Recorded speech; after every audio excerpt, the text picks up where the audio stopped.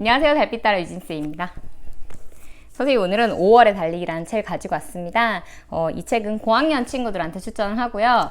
역사를 배우니까 여러분들이, 청소년 친구들이 읽기에도 도움이 되지 않을까 하는 생각이 들었어요. 6학년 1학기 사회 1단원은 정시 파트로 되어 있는데요. 거기에 이제 민주화 운동에 대해서 그려지고 있습니다. 여러분 5.18에 대해서 한 번쯤 들어봤을 거잖아요. 이 책은 그에 관련된 이야기를 담고 있습니다. 사실 선생님이 출판사로부터 연락을 하나 받았어요. 종종 연락을 받거든요. 책 좀 소개해 주세요 라고 하면서 책 보내드릴게요.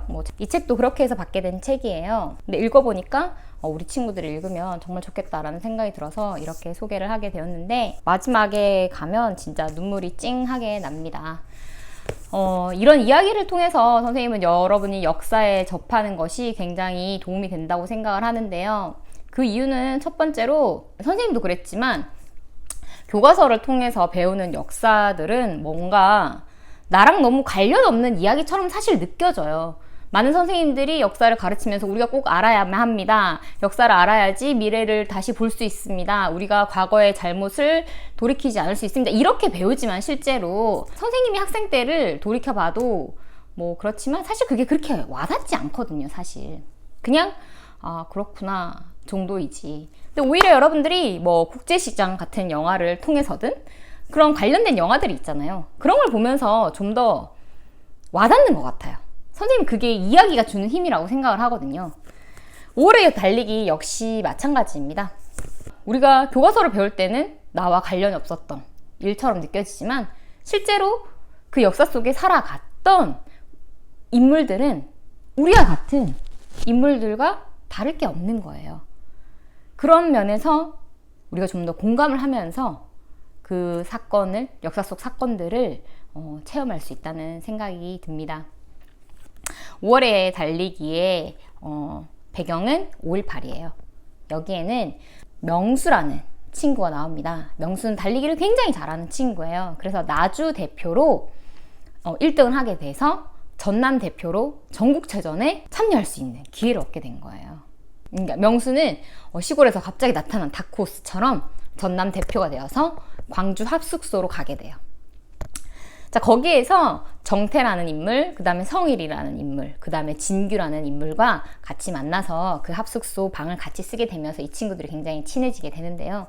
친구들의 우정을 그린 부분도 나오고요. 그러니까 초반부는 이 친구들이 명수가 달리기를 처음 시작하면서 또 친구들을 만나면서 합숙하게 되면서 자기 꿈을 키워가는 그런 부분으로 나오는데, 거기까지만 나왔으면 좀 그냥 기분 좋게 읽고 끝냈을 수도 있는 이야기예요. 명수가 달리기를 잘해가지고 경쟁 관계에서 열심히 해가지고 1등 했다 이런 이야기는 아니고요. 그러면서 실제 이 친구들이 그 현장을 목격을 하는 거예요. 물론 그러니까 합숙소 안에 있었으니까 합숙소 안에서는 전혀 모르다가 이제 밖에서 나갔다 오는 사람들한테 소식을 듣는 거죠. 그러다가 이 친구들은 그냥 정말, 그래도 사실 이 친구들이랑 크게 관련이 없었어요. 친구들은 그냥 달리기를 연습을 하고 그냥 평상시처럼 지내는데 어느 날부터 합숙소 밖에서의 훈련이 정지되는 거예요. 사람들 나오지 말라고 하니까.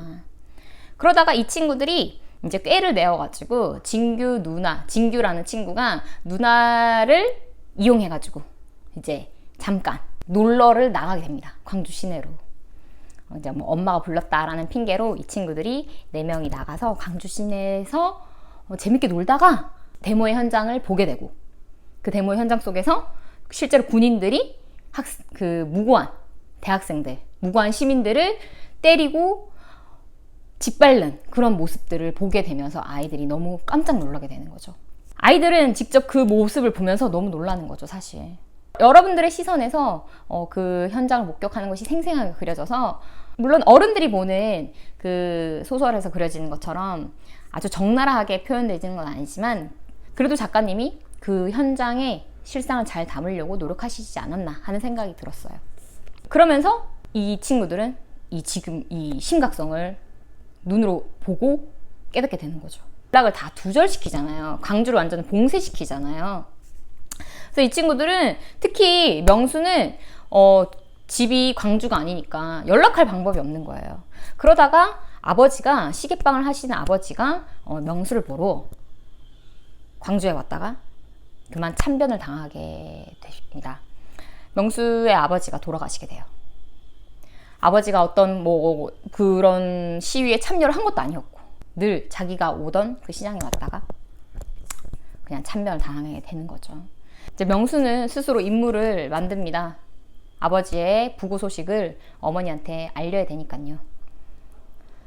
이 어린 친구가 어떻게 그렇게 대단한 결심을 하게 됐는지도 너무 놀랍지만 그래도 도와주는 친구들이 있어요. 친구들의 도움을 받아서 사실 그 선생님이 아까 얘기했다시피 광주가 다 나가는 길도 들어오는 것도 다 막혔어요.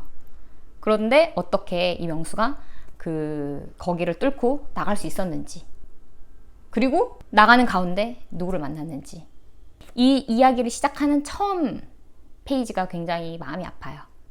첫 페이지가 어떻게 시작하냐면 어떤 아저씨가 시계방을 찾아 들어가서 회중시계를 하나 고쳐달라고 제안을 합니다.